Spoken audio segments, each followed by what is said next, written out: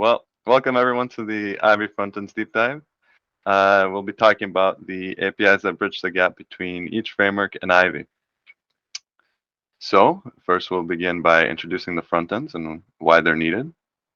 We'll talk about the different classes and their instance methods, and also why they're needed. We'll go over how we write front-end functions, and we'll also talk a bit about the different decorators that do all the fancy handling.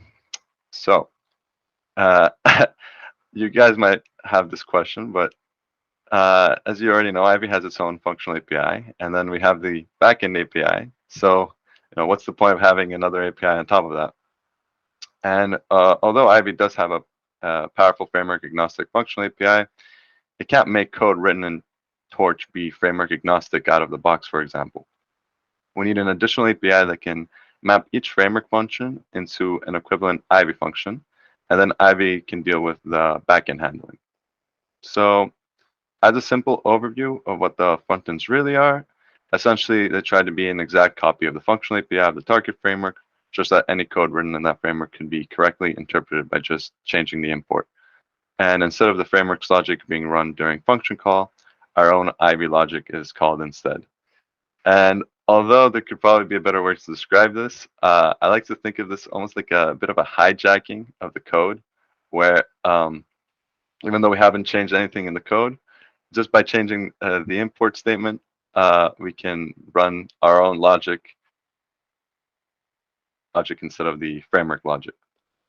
So here we have a small example where we have an Ivy clip function, and every framework has their own equivalent clip function.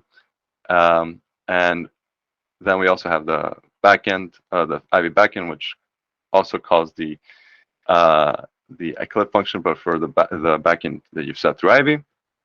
So essentially, we had some code that was written in one of these frameworks, for example, Torch, and it called, like for example, if Ivy torch.clamp, if torch.clamp was called in a specific file, and we had our frontend imported, what that function would do was actually call the Ivy clip function. And if you had, let's say, a Jax backend, then that would call the jax.numpy clip function. So although you did call a torch function, it actually will be run through Jax. And yeah, so this is shown here. And because obviously the only thing that really does the computation here is the backend, we can also mix and match the front end. So you could put some NumPy logic as well in there and some TensorFlow, and it'll all be run through Jax. And our front ends will handle this conversion, and also through Ivy, I guess. So you can see how the front-end APIs are crucial then for our transpiler. And this is because the graph compiler returns the functional API calls in the forward pass of the model, for example, but this trace will be made up of the functions called in the native framework of the model. So to allow transpilations, we need a way to convert the functions in this trace to their Ivy equivalents, and then Ivy can handle the backend setting to whatever you want to transpile to. So you can see why the front-end APIs are needed for this. So let's go over a little demonstration of how the frontends can be used to make code written in Torch, for example, here, framework agnostic, and well, run it through TensorFlow. So here we have a main function, a main file, that's written in Torch, and what we do here is we import Ivy, and then we import our front-end, our Torch front-end as Torch. That's very important. We need to import it as whatever Torch is imported as in your file, and then we just simply set the backend to TensorFlow, and then the rest of the file doesn't really need to be changed, and should just work as expected, but should all be run through TensorFlow.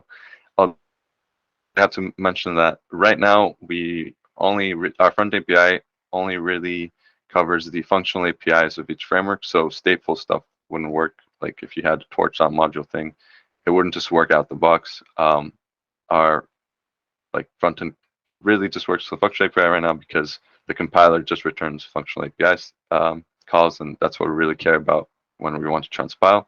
So that's what we focus on. Maybe in the future we'll also do stateful, but I don't see that something we should do anytime soon. We have enough on our plate already.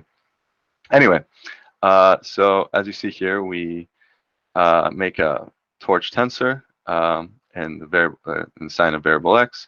And of course, this isn't actually making a torch tensor. This actually makes a TensorFlow tensor, which is wrapped by an Ivy array, which is then wrapped by our front-end torch tensor class.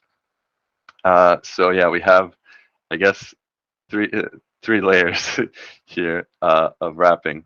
And then this tensor, we pass it to a cost operation.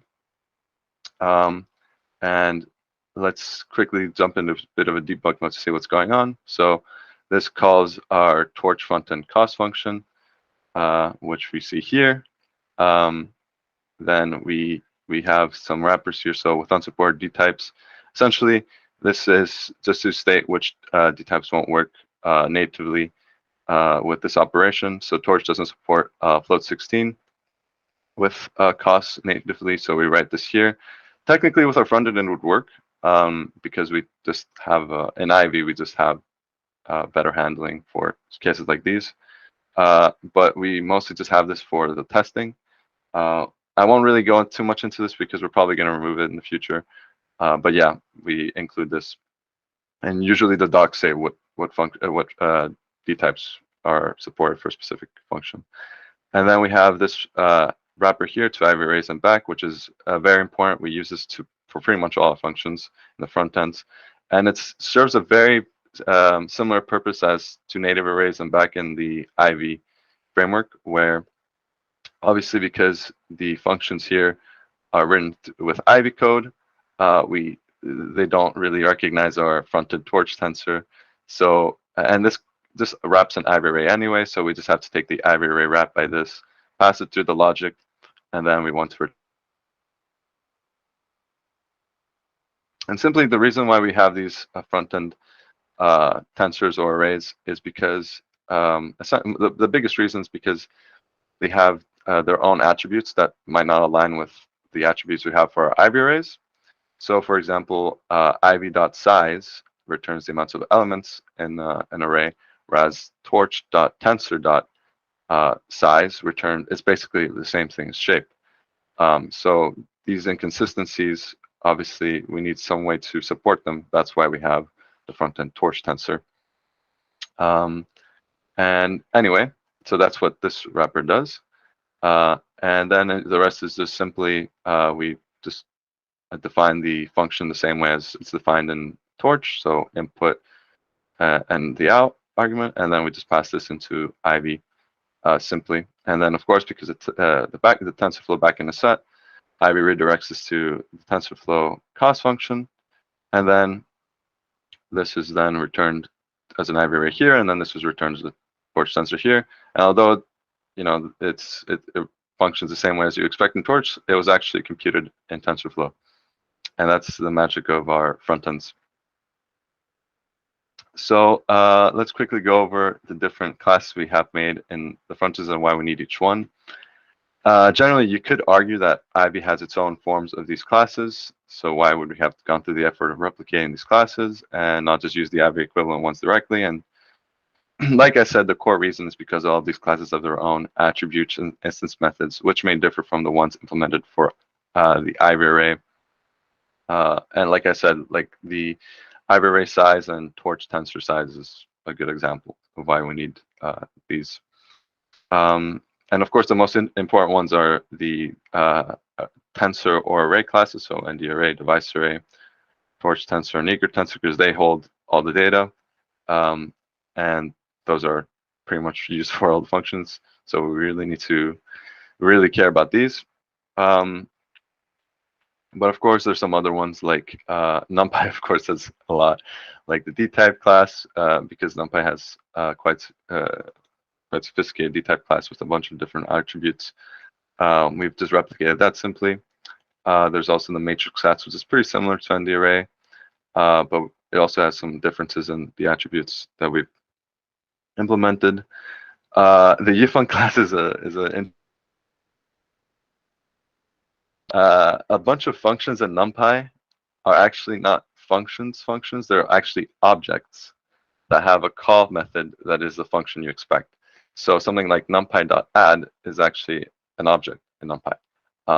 And then you could do something, it has methods and attributes actually. So you could do something like numpy.add.at or numpy.add.reduce, and you can punch in your arguments. And there's a lot of functions to do this, and they have the same, pretty much the same keyword arguments as well.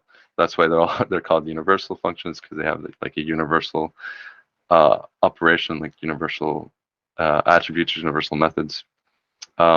So there's no similar thing in Ivy. We simply just have a functional API that's just functions. We don't have something like this. So we had to basically make this ourselves in the NumPy frontend.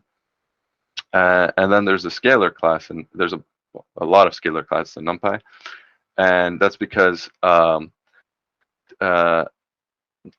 Ivy and all the other frameworks, whenever there's just a single number outputted, something like in sum or an argmax or any of those that return just a single number, those are usually outputted as a zero-dim array.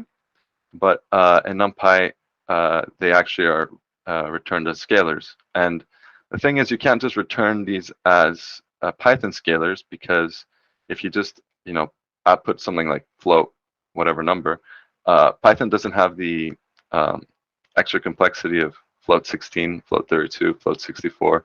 It's just float. So to work around this, NumPy has made their own classes that are actually practically ND arrays, but they also allow type checking. So if you had like a scalar that was float 64, and if you did instance that like scalar is float, and then it would actually return true, which wouldn't be true if it was just a zero-dim array. So that's the important reason that NumPy has this, and to replicate this exactly, we've also made the same in our front end.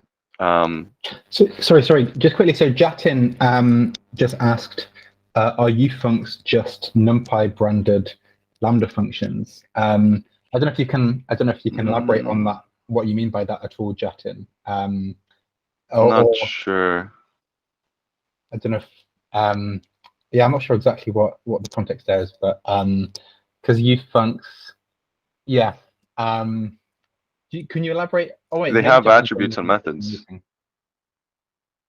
Yeah, hang on. Not entirely sure what.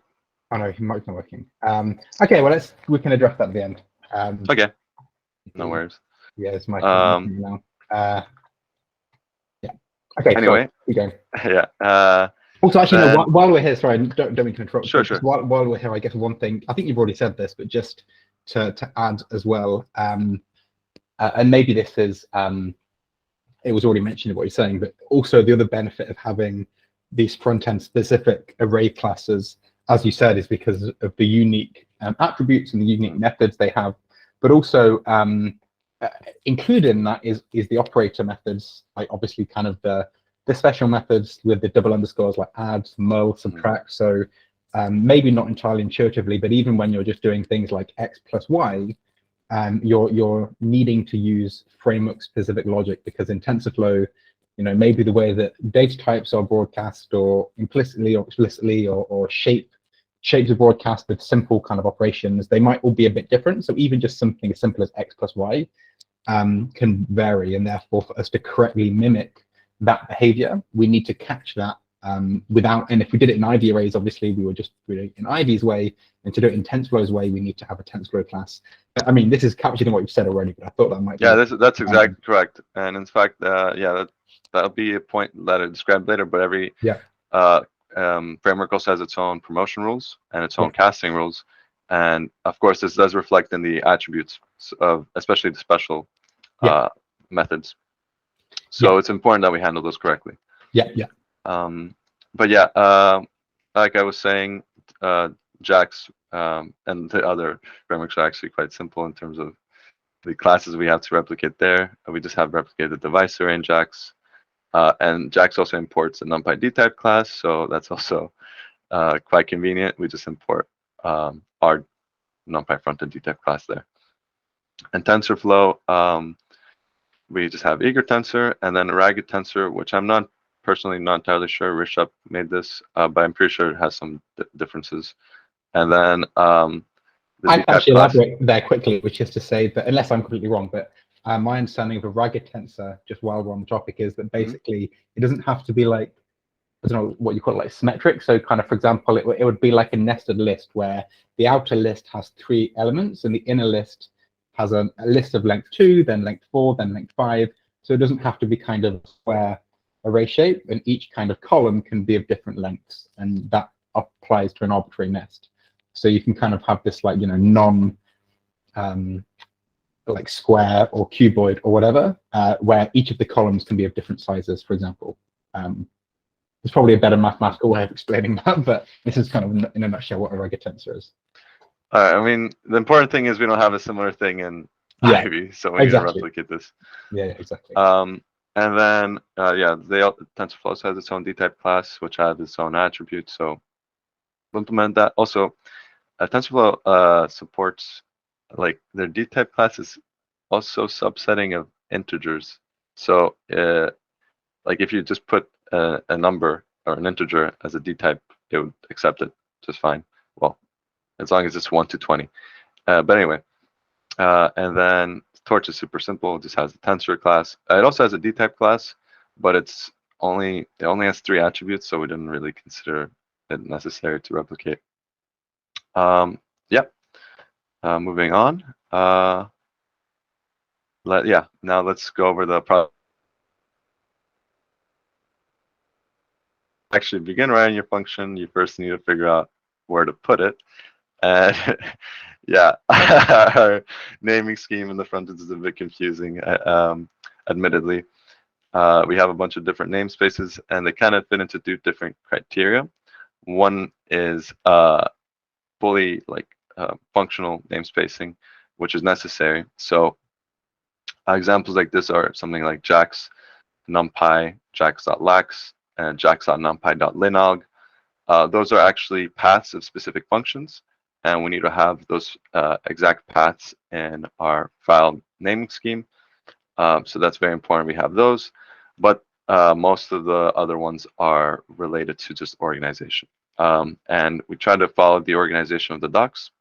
Um, uh, and yeah, if you're really confused about where to put a function, I would suggest the first thing you look at is where we place it in the different to-do lists we have on the GitHub.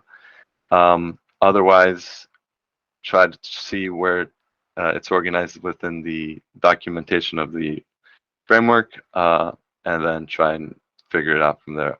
It is kind of confusing. The function kind of does. There's probably a namespace for that type of function, so you should be able to figure it out. But in any case, other than that, something that we need to consider are aliases. So there's, I would say, about 3 different types of aliases that we kind of have to worry about. One of them are the situation where you have the same function, but they just drop the like proper namespace for it. So example, tf.math.add and tf.add are exactly the same function. It's just that this one is in the math namespace and this one is just imported into the general TensorFlow namespace. And we just do this. We don't write 2 different add functions, one in tf.math.add and one in the init file. We just import the different. We just import the math one in the init file. So we also have these in JAX, for example, where actually all these functions, all these namespaces are fully organizational except with Linalg, I think. And maybe logic, I'm not sure. But anyway, these, for example, for the other ones, like there's no jax.numpy.manipulation functions path. So the function in here, we just do something in the init file like from .mathematical functions import everything. And then you could just do jax.numpy.reshape. without having to do obviously jax.numpy.mathematical functions reshape. That doesn't exist. And then there's the other situation where you have two different functions that have a different path, and they're practically the same, but they have differences. So a main one is jax.lax and jax.numpy functions, which a lot of them are share similar functionality, but the difference is jax.lax has no promotion semantics. It doesn't have any casting, and it just expects all the arguments to be the same type. Whereas jax.numpy actually does support promotion. So we have to make two separate functions, one for the jax.lax namespace and one for the jax.numpy namespace to handle this. And also, obviously, we don't do the jax init file. First of all, there's no such thing as jax.add. So we wouldn't want to import that anyway. But if we did, we would get a weird, import error of which it doesn't know which one is actually add. So situations like that, we don't import into the init file. And then we have this other specific case, which is the ROPs and TensorFlow. So the ROPs are interesting in the sense that they are practically aliases, but they have obviously the capital and the function name, and also they only accept keyword arguments. So if you look at our ROPs file, a lot of the functions are written like this, where you have add is equal to I raise and back, which is our again, we need to have this wrapper for pretty much all the functions. And then we also have map ROPs alias, which all it does really is makes any positional statements also strictly keyword. And then otherwise, it's just an alias of TensorFlow math.add. But yeah, that's sort of pretty much the different types of aliases and how to handle them. Here, we just import in the init file. Here, we have to implement them separately. And here, we practically just make it equal to, just have to add these two wrappers. I hope that covers that. Then we are going to talk about actually writing the functions. All right. So here we have two examples, one for TensorFlow and one for Torch for add. And as you see, again, we have to add to Ivy raise and back. And here we have the signature has to be exactly the same as in TensorFlow. Even the actual argument names have to be the same. And this is especially true for ones that can be both keyword and positional arguments. And this is quite crucial for testing too. But in any case, I'll also discuss unused arguments here because we have name, which we don't really care about in our API because this is really only used in TensorFlow for its graph compilation and just knowing what each node is. And we don't need to track that in our API. We only really care for any arguments that can mathematically affect the output. This one doesn't, so we just ignore it.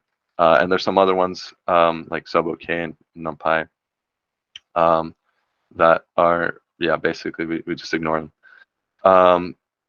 And then we use this function check TensorFlow casting. So TensorFlow doesn't have any promotion. Well, it has only explicit promotion, so you have to do tf.cast something to actually change its dtype. You won't get a function that will actually promote a tensor to something else, because that's how TensorFlow works. So here we have this function that checks if they're the same dtype, but crucially, this rule doesn't apply to scalars and array likes that aren't tensors, because of course they're just Python values. They need to be converted. So then this converts to the dtype of this, except funnily enough, if the TensorFlow specifically states that the second argument has to be the same dtype as the first argument. So if you actually pass a scalar as the first argument, this will be converted to a tensor, which by default will be either int32 or float32, depending on if you're passing an int or float. And then the second one, if it's a tensor, has to also be float 32 or in 60 or in 32. Otherwise, it will say that the D type is different. So yeah, there's always these strange behaviors. But That's and interesting. we've actually supported that. Quick question then. So if the data types are separate, then will this just throw an error, like saying that they're not the same? Yeah, yeah. When you call TensorFlow will, I mean, in our case as well, yeah. Yeah. In our front end, yeah, it will say, yeah, Okay, this, makes you sense. can't cast this. And if the first one is a Python data type like an array like or a scalar, then basically the second argument has to be the default data type. Otherwise Yeah, pretty much. Yeah. That's interesting.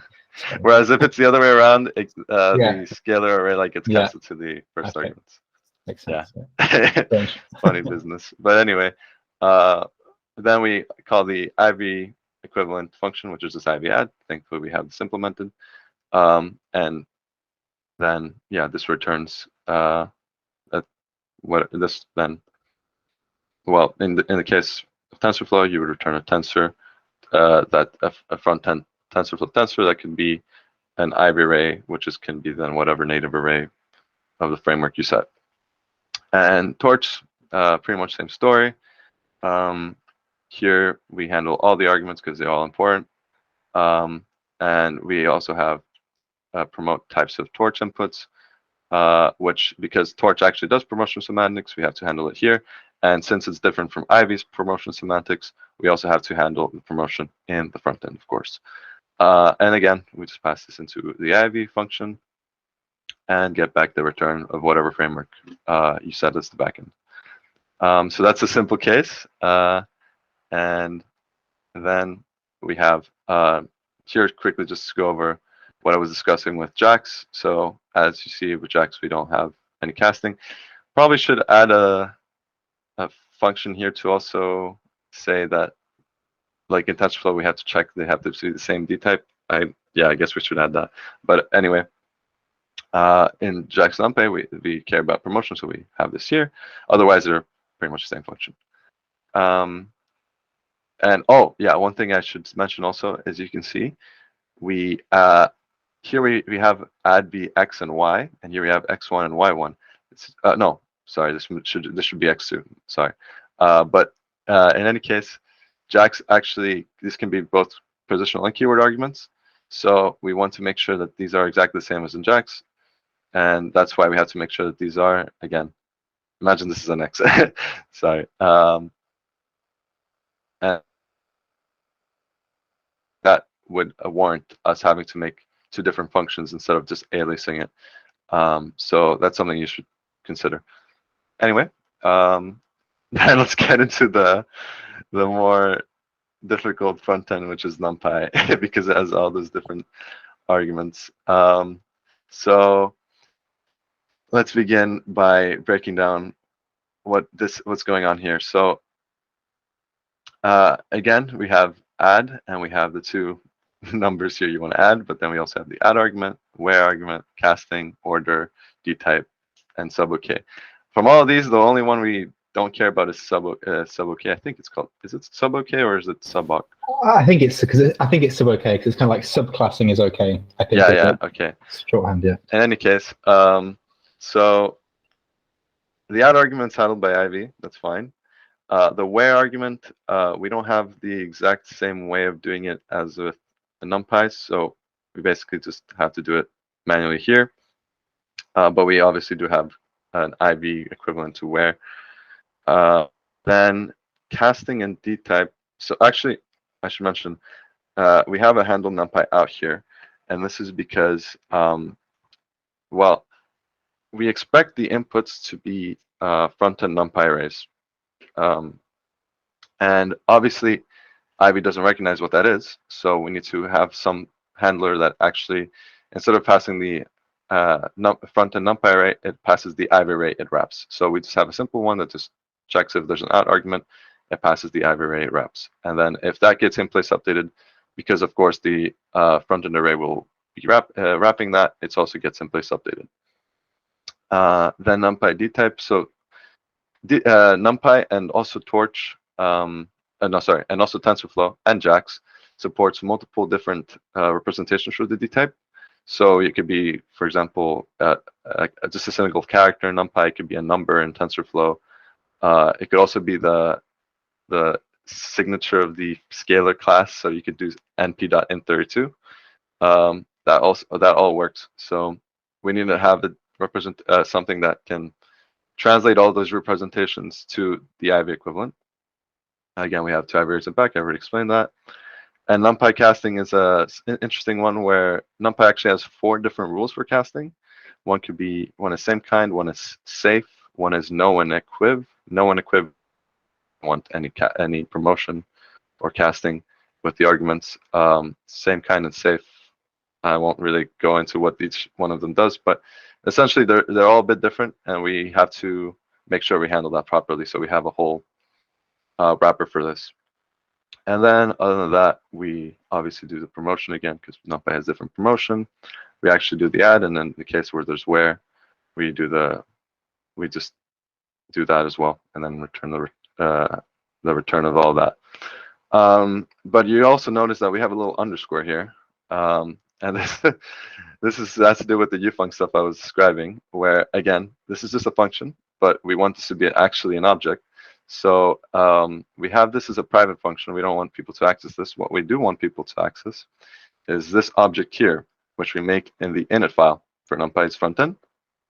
And because this is private, we unknowingly have to import each one one by one. So if you actually check the init file, you'll just see a bunch of these little functions that we need to import.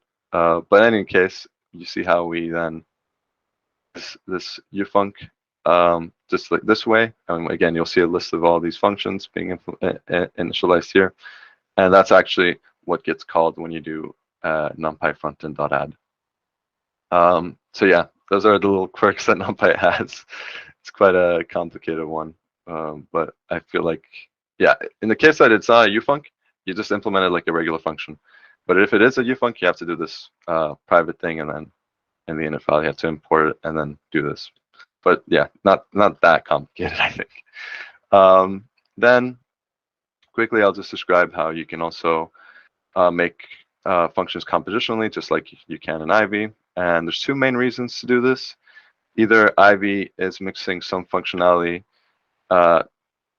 in the specific function, and we don't usually like to do this in the front end because we want to superset pretty much as we can. So in the case where some front end has some extra functionality that Ivy doesn't have, we ideally want to superset that functionality into Ivy's function.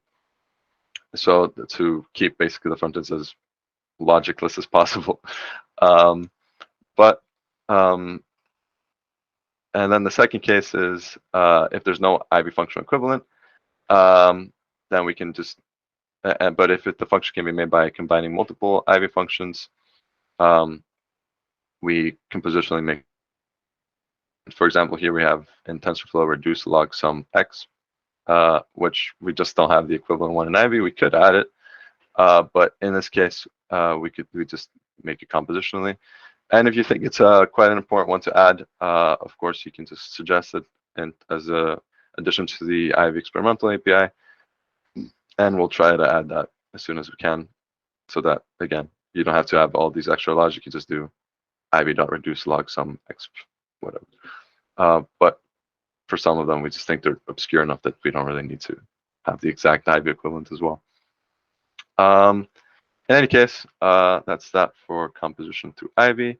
You could also make compositional function through other front-end functions. So here we have, I just got one example, which is normalize in TensorFlow. And because there's some logic in an equivalent in another function norm, which is in the same file, this is a front-end norm function. It's just not here because it's in the face. There's no TF front-end here because it's the same file, so it's not necessary. But there's some function, some logic here that copy paste. So you just use the function directly, and then the rest of this is just front-end logic, which in the background is Ivy logic, of course. But one thing that's very important, if you do something like this, you got to make sure that if you mix and match a front-end logic with Ivy logic, you extract the Ivy array from whatever output of the front-end functions. So let's say here you have tf front-end math divide, tensor norm. But if you wanted to use the Ivy one, you would have to do, if you want to use like ivy.divide, you have to do ivy divide tensor.ivy array underscore norm dot ivy array. That's one thing you have to consider, because again, Ivy functions only accept Ivy inputs or native inputs. And the last thing is, oh, sorry, no, that's not the last thing. But here I quickly talk about the instance methods. Again, we have to worry about, if there's any differences in promotion and stuff. So here we have like the add and reverse add functions in the TensorFlow tensor. And because most of these functions basically have a regular function equivalent, we just call that function. So because we have a math, if we have a TF add function, we just call that with the arguments passed in, and then we don't have to add any wrapping here to this function, because obviously this function already has a wrapping, and then we just had those self.rad because they're the same functionally here. And yeah, basically everything in the instance methods for tensor or array classes are made like this, where they just call the front-end equivalent function. Oh no, that is everything. Yeah, and that's how we are able to use the front end to make the framework code framework agnostic, and hopefully make translations easy. That's everything. Thanks, guys. Awesome. Thanks a lot. Thanks for that, Fotis. I have a couple of questions as well, actually, that we can maybe go through. Yeah.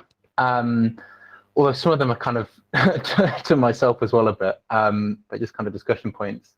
Well, the first one actually quickly is just that we won't ever support high-level classes in the front ends, I think, and this is kind of where the transpiler really kicks in, where we only ever really care about converting high-level stuff by first extracting the functional graph and then converting it, just so we don't, as you say, have too much to kind of unpack in the front-end implementation. Yeah, that's kind of where we'll stop, I think. The thing is that it's going to be interesting to see.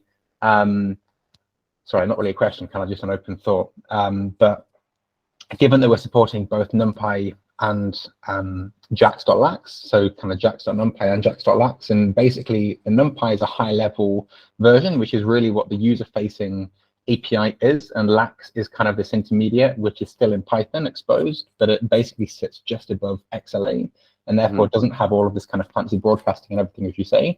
And in reality, when we transpile JAX code, the compiler is able to kind of have this multi-level approach where we can either extract high-level functions or low-level functions, and this is something that there can be some level of control over. And if we always decided that we only want to extract the low-level functions, then in a way we could possibly never even need to support jax.numpy, because jax.numpy is always composed of jax.lax, because it's kind of just low on the same stack. And then the question becomes a little bit kind of, what's the merits and demerits of supporting higher level and lower level functions, and how that plays a role in supporting dynamic control flow and everything, because high level functions are generally more expressive and kind of cover a much broader suite of features for different inputs, such as the NumPy, whereas JAX is kind of super primitive and you expect to already be past the exact data types and the exact shapes and everything. This isn't really a question. I don't really know what I'm expecting you to say to this, aside from just that, yeah, it's going to be kind of an evolving thing as we start to use the compiler and the transpiler to see which front ends and which level of abstraction in the front ends, kind of TF raw ops and TF function API is another example. Raw ops kind of is lower down the stack, and when you compile a TensorFlow graph, everything comes down to raw ops, but it still is kind of exposed in the Python API, and it might end up being the case that we really only need to focus on it once, because this is the level of abstraction that ends up making more sense when we compile graphs. And I guess time will tell. And in the meantime, we're kind of like covering all bases and supporting both in anticipation of which becomes more important. But that's kind of more comment than a question, actually. So Yeah. I'm not really sure what to say. That's exactly right. yeah, no. Well, so I guess we can say any questions from anybody else at all. If anyone has any questions, then they're welcome to raise their hands. But I think it was all pretty well explained. So maybe not. Yeah. Well, I think in that case, I guess we can wrap up. Yeah, I think that's. I definitely prefer the presentation style over my old ad hoc, just talking over the doc style. So I think that's yeah, a nice, refreshing change and better explained than I would do in my own videos. So thanks for going through all of that in so much detail. And yeah, yeah, looking forward to the next session as well. Thanks a lot, Fotis. Yeah, no worries. Thanks a lot. Being able to showcase it's this great part of the code.